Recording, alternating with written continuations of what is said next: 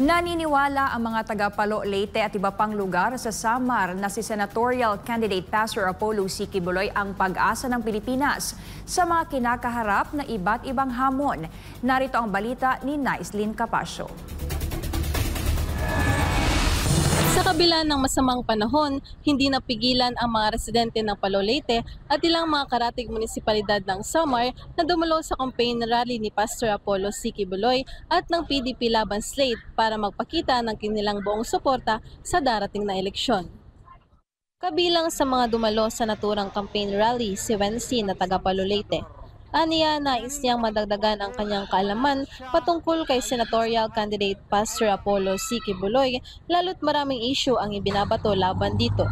At dahil sa mga inilatag na plataporma ng butihing pastor, tiniyak nito na isasama niya sa kanyang listahan sa darating na eleksyon si Pastor Apollo Quiboloy.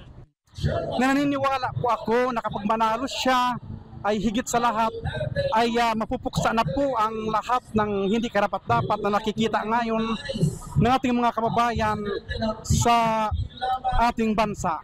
Dahil dyan, nanawagan ito sa kanyang mga kababayan na suportahan din ang butihing pastor at ang PDP Laban Slate sa darating na halalan na makakuha ng pwesto sa Senado. Nawagan liwat ako ngadtuhan mga taga Uras Eastern Samar nga atong butusan ang PDP Laban 5 Teles street vote pagsugod ba ng pinanahawakan ni Rodrigo Duterte o Vice President Sara Duterte. Sana po mag-success po at manalo po sila ang grupo na ito para maging maganda ang ating Pilipinas. Higit sa lahat, nanawagan din ako sa mga LGBTQ na sana po ay butuhan natin ang grupo ni Pastor Quiboloy bilang senador, PDP Laban Street. Naniniwala naman si Kenny na malaki at marami ang matutulungan ni Pastor Apollo at PDP Laban Slate sakaling manalo ang mga ito. Ako po ay naniniwala na si Pastor Quiboloy ay maraming matutulong, lalong-lalo na sa mga mahihirap na tao dahil siya ay may isang salita na naniniwala ako na malaki at may magagawa siya kung siya'y manalo sa pagkasenador. Dapat ipaglaban, lalong-lalo na ang lahat ng PDP Laban. Mabuhay! Nagbigay rin ng suporta ang tumatakbong alkalde sa Santa Rita, Samar.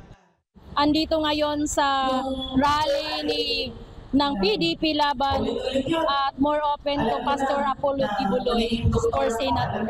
Para po sa lahat sa Pilipinas ay hindi lang para sa isang lungsod o pangkalahatan na cleansing lahat ng masinasabing kurakot ay mabubura niya kung siya ay naandyan na bilang senator ng Pilipinas.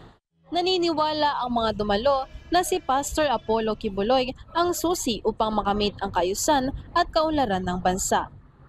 Mula dito sa Palo, Leyte, para sa Diyos at sa Pilipinas kong mahal, Naislin Capasio, nag-uulat, SMNI News.